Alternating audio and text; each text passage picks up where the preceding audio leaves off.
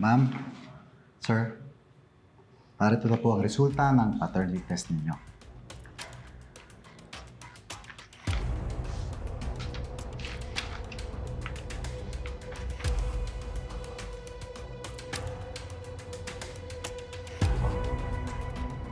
Ay, parang hindi ka natutuwa.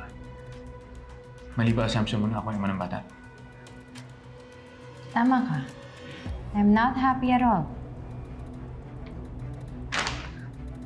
Kasi kung naniwala ka na lang sa akin umpisa pa lang, edi hindi na sana tayo nag-aksaya ng time at pera para sa result na yan. Kasi same lang naman yung sinasabi dyan sa sinasabi ko sa'yo before, di ba? Na ikaw ang tatay ng pinagbubuntis ko.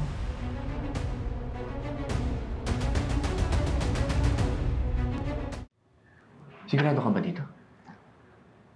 Baka mamaya, hindi na naman to pare sa resulta ng mga nasa computer records niyo. Jordan, are you accusing me na finite ko yung result? Hindi ako katulad ni Christy na reyna ng kasinungalingan. Gusto ko lang makasigurado kung tama ang sinasabi ng papi nito. Sir, dinouble check ko po yung mabuti bago ko i-release ang result. I can assure you na accurate ang nakalagay dyan. Sir, kayo po ang biological father ng ipinagbubuntis ni Ma'am. Sige po sir, mauna na po ako. Thank you. Thank you.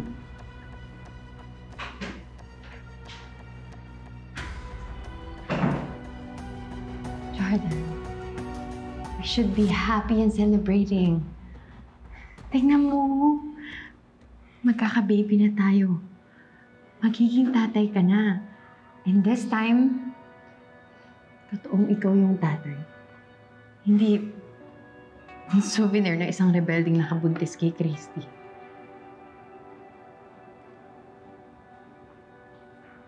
Bakit? I know, it's too much to take in, pero di ba ito din naman yung dream natin before, bago tayo magpakasal? Shaira, noon yun. Napakarami na nangyari. Hiwalay na tayong dalawa. Hindi na pwede yung dream na gusto mong mangyari. Dahil si Christy at Tori na ang pamilya ko. Jordan, pwede pa rin natin tuparin yung pangarap natin. After all, asawa mo pa rin ako. Just leave Christy. Bumalik ka na sa akin. Isama mo na rin si Tori. Kasi tayo naman talaga yung totoong pamilya eh. I am the one who's carrying your baby, hindi si Christy. I don't want to give you the wrong idea. Oo. Papanindigan ko yung anak ko. Kikilalanin ko siya ng mabuti. Gagawin ko yung obligasyon ko bilang ama, pero hindi na pwede yung gusto mong mangyari. Hindi na tayo pwedeng magbalikan dalawa. Pues kung mahal mo yung magiging anak natin, hindi mo siya bibigyan ng broken family. Hindi mo pwedeng ipilit sa akin to. Kahit na alam mo na hindi ko totoo kong mahal. So, ganun. Si Christy pa rin yung gusto mo. Siya pa rin yung pipiliin mo.